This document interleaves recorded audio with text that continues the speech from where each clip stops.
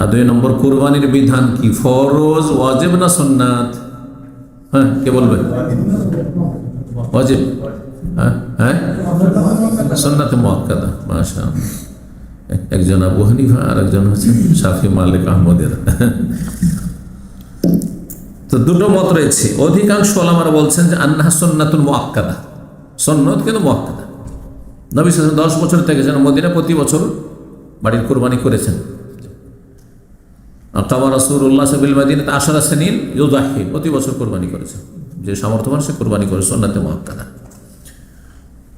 আর একটি হাদিস নবী সাল্লাল্লাহু আলাইহি ওয়াসাল্লাম বলছেন, ইজা দাখালাতিল আশর, যখন জিলহজ মাসের 10 দিন শুরু হবে, ওয়া আরাদা আহাদুকুম আন ইউযাহিয়া, তোমাদের কেউ কোরবানি করতে ইচ্ছুক, তাহলে বোঝাল ইচ্ছুক হলে, ওয়াজিব ফরজ নাই। ওয়াজিব ফরজ হলে ইচ্ছুক বলার অধিকার নেই, বলা যাবে? কেউ যদি তোমাদের নামাজ পড়তে ইচ্ছুক হয়, বলা যাবে নাকি?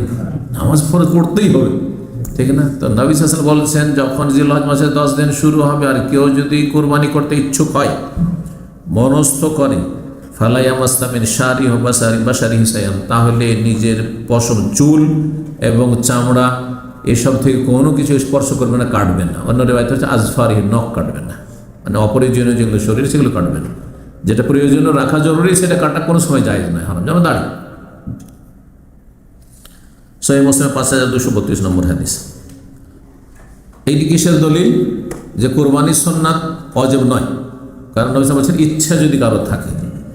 তারপর আবু বকর, ওমর রাদিয়াল্লাহু তাআলা আনহু থেকে সহিহ সূত্রে প্রমাণিত যে তারা কখনো কখনো কুরবানি করতেন না, কোনো বছর কুরবানি করতেন না। কি জন্য?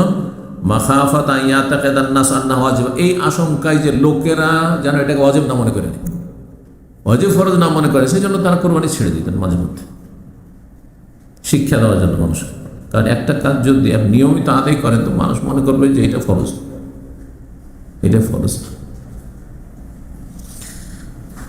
দ্বিতীয় মত হচ্ছে ইমাম আবু হানিফা এবং ইমাম উজাইর, তারা বলছেন যে সামর্থ্যবান ব্যক্তির জন্য কুরবানি ওয়াজিব, আন্নাহা ওয়াজিবাতুন আলাল কাদিরি, যে আর্থিক দিক থেকে সামর্থ্যবান, যে কুরবানি করা, খেয়ে দিয়ে সংসার চালিয়ে কুরবানি করার পয়সা আছে এই মাসে, তাহলে তার জন্য কুরবানি করা ওয়াজিব।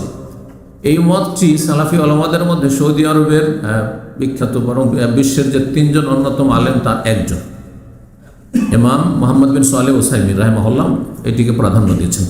বলেছেন যে কোরবানি করা ওয়াজিব, কোরবানি করা ওয়াজিব তিনি বলছেন, কিন্তু শাইখ ইবনে বাজ, আলবানী তারা ওয়াজিব বলেন। তাহলে মাসলা ইখতিলাফ রয়েছে। সঠিক মত এই ক্ষেত্রে, তাদের দলিল, তাদের একটি দলিল ইবনে মাজায় রয়েছে, মুসনাদ আহমদে রয়েছে, কিন্তু হাদিসটি মারফু নবী সাল্লাল্লাহু আলাইহি ওয়াসাল্লাম থেকে সহিহ সূত্রে প্রমাণিত না, বরং মওকুফ, মানে সাহাবীর উক্তি। যদি নবী সাল্লাল্লাহু আলাইহি ওয়াসাল্লাম থেকে সহিহ সূত্রে প্রমাণিত হইতো তাহলে তো শক্ত দলিল কুরবানি ওয়াজিব হওয়ার। কি হাদিস আছে, মান ওয়াজাদা সাআতান, কেউ যদি সচ্ছলতা অনুভব করে, আর্থিক দিক থেকে সচ্ছল, পয়সা আছে কুরবানি করার, কিসের জন্য? ইউযাহি, কুরবানি করার জন্য। ফালাম ইউযাহি, কিন্তু সে কুরবানি, অথচ কুরবানি করলো না, কুরবানি করতে পারবে তারপরে কুরবানি করলো না। ফালা ইয়াকুরবান্না মুসাল্লানা, তাহলে আমাদের ঈদগাহের কাছে যেন না আসে, আমাদের ঈদগাহের কাছে ঈদ পড়তে না আসে, তার মানে কুরবানি করা ওয়াজিব তাহলে। কিন্তু হাদিসটা যেমনটা বললাম, যে হাদিস নবী সাল্লাল্লাহু আলাইহি ওয়াসাল্লাম থেকে প্রমাণিত নয়, বরং এটি সাহাবীর উক্তি। এই জন্য এই মতের দলিল তাহলে অত শক্তিশালী নয়। তারপরে ওলামারা বলছেন যে সঠিক মত হচ্ছে সুন্নাতে মুআক্কাদা, কারণ যারা ওয়াজিব বলেছে হয় দলিলগুলি জয়ীফ, আর না হলে নবী সাল্লাল্লাহু আলাইহি ওয়াসাল্লাম করেছেন, এইটা দিয়ে ওয়াজিব করা যায় না, ওয়াজিব সাব্যস্ত করা যায় না। তবে যেই ব্যক্তি সামর্থ্যবান করতে পারবে তার জন্য এর গুরুত্বপূর্ণ একটি সুন্নত ছাড়া উচিত নয়, উচিত নয়। এতে অনেক নাকি, এক তো আল্লাহর ইবাদতবন্দেগী হইল, রক্ত প্রবাহিত করার মাধ্যমে, পশু জবাই করার মাধ্যমে, আল্লাহর জিকির, আল্লাহর নাম উচ্চারণ করা হলো, এটি আল্লাহর ইবাদত। তারপরে ছেলে মেয়েদেরকে নিয়ে একটু আনন্দ ফুর্তি করে খাওয়া হলো, এটাও মানুষকে খুশি করা, নিজের পরিবার, স্ত্রী, ছেলে মেয়েকে খুশি করে, এটাও নেকির কাজ। তারপরে এই ওসিলাতে গ্রামের অভাবী বা আত্মীয় স্বজন তাদেরকে গোস্ত খাওয়ানো হলো, এর মাধ্যমে মানুষের সাথে সম্প্রীতি, ভালোবাসা বাড়লো। তো বহুমুখী উপকারিতা রয়েছে, কোরবানিতে রয়েছে, যেসব হিকমতগুলি বর্ণনা করা হয়েছে।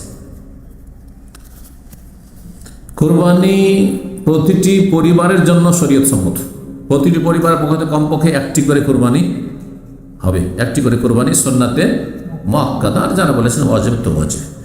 হাদিস এই মর্মে, যদিও হাদিসটি দুর্বল কিন্তু প্রসিদ্ধ হাদিস, ইন্না আলা আহলে কুল্লি বাইতিন, ইন্না আলা আহলে কুল্লি বাইতিন ফি কুল্লি আমিন উযহিয়া। শোনো, প্রত্যেক পরিবারের পক্ষ থেকে প্রতি বছর একটি করে কোরবানি রয়েছে। প্রত্যেক পরিবারের পক্ষ থেকে, তাহলে একটি কোরবানি একটি পরিবারের পক্ষ থেকে যথেষ্ট। এই নয় যে একটা খাসি দিবেন, বলছে এটা এবছর আমার দিলাম, আর গত বছর দিয়েছি আমার স্ত্রীর পক্ষ থেকে, হ্যাঁ এবার আমার বড় ছেলের পক্ষ থেকে, আমার মেজো ছেলের ওই মেয়ের পক্ষ থেকে। এটা হানাফিরা করে কিন্তু না। একটি পশু একজন এবং তার পরিবারের সদস্য বলাও মেয়ে অলমারা বলছে 100 জনও যদি থাকে, ধরেন একজনের 4টা স্ত্রী আর ছেলে মেয়ে সব নিয়ে, এমনকি বৃদ্ধ বাবা মা যাদের আয় উপার্জন নেই, তার একসাথে খাওয়া দাওয়া করে 100 জনও যদি হয়, তো একটি পশু যথেষ্ট, একটি কোরবানি যথেষ্ট। সর্বনিম্ন তার সুন্নাতে মুআক্কাদা আদায় হয়ে গেছে। অতিরিক্ত যদি করে নফল, 2টা 4টা 5টা যদি করে সেটা নফল কাজ, মুস্তাহাব।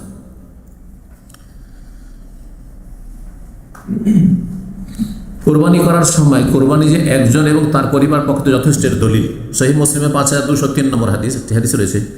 নবী সাল্লাল্লাহু আলাইহি ওয়াসাল্লাম যখন কোরবানি জবাই করতেন তখন বলতেন বিসমিল্লাহ, বিসমিল্লাহ আল্লাহু আকবার বলতেন, আর বলতেন আল্লাহ তাকাব্বাল মিন মুহাম্মাদিন, আল্লাহ এটি কবুল করো মুহাম্মদ সাল্লাল্লাহু আলাইহি ওয়াসাল্লামের পক্ষ থেকে, ও আলে মুহাম্মদ, মুহাম্মদ সাল্লাল্লাহু আলাইহি ওয়াসাল্লামের পরিবারের পক্ষ থেকে। গোটা পরিবার, পরিবার নয় স্ত্রী, জি।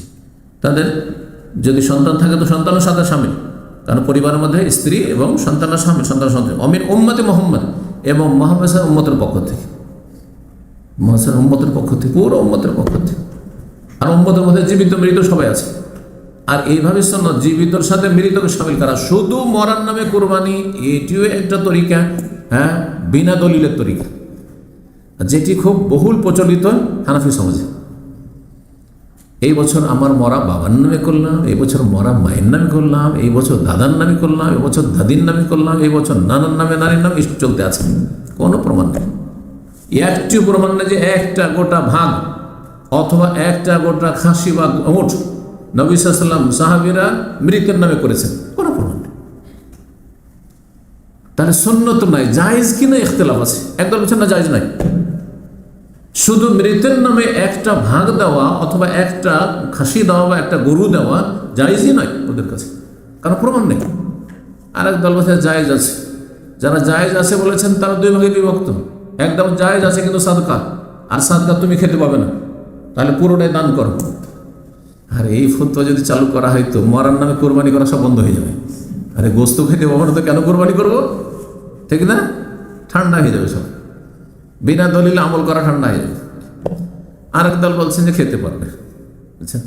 সবাইগুলো এই ফতোয়া তাদের, কিন্তু দলিল যেমন বলে যে নবী সাল্লাল্লাহু আলাইহি ওয়াসাল্লাম সাহাবা কেরাম থেকে শুধু মৃত ব্যক্তির নামে, হ্যাঁ, একটা ভাগ অথবা পশু আলাদা করে কোরবানি করেছে, এটা অমুক মৃত আত্মীয়র নামে, এটা প্রমাণিত নয়, কোনো প্রমাণ নেই। দলিলে কি আছে? জীবিতর নামে তার সাথে মৃতকে শামিল করুন। আপনি আপনার স্ত্রী, ছেলে মেয়ে আর তার সাথে, হ্যাঁ, আল্লাহ আমার বাবা মা মারা গেছে, দাদা দিদি মারা গেছে, নানা নানি মারা গেছে, সবকে শামিল করলাম। আমার ভাই বোনেরা কেউ কেউ মারা গেছে, তাদেরকেও শামিল করলাম, সবকে শামিল করে, সমস্যা নেই। অমিন উম্মতে মুহাম্মদ, মুহাম্মদ সাল্লাল্লাহু উম্মত, কত উম্মত, যার মধ্যে কত কি কোরবানি করেছে, করেনি, মারা গেছে, অনেকে মারা গেছে, অনেকে জীবিত, সবার পক্ষ থেকে। তাহলে জীবিত মৃত সবার পক্ষ থেকে নবী সাল্লাল্লাহু কি করেছেন? একটি কোরবানি জবাই করেছেন। জি, এভাবে জায়েজ, এটাই সুন্নাত সম্মত। নিয়তটাকে যত প্রশস্ত করবেন তত নিয়ত গুণে বরকত, এটা আমাদের দেশীয় ভাষা। নিয়ত গুণে, যেমন নিয়ত তেমন বরকত। আমি একাই নেকি নেবো না, সবাইকে নেকি সামিল করবো, এই একটা কোরবানি করে, এটি সুন্নতের তরিকা।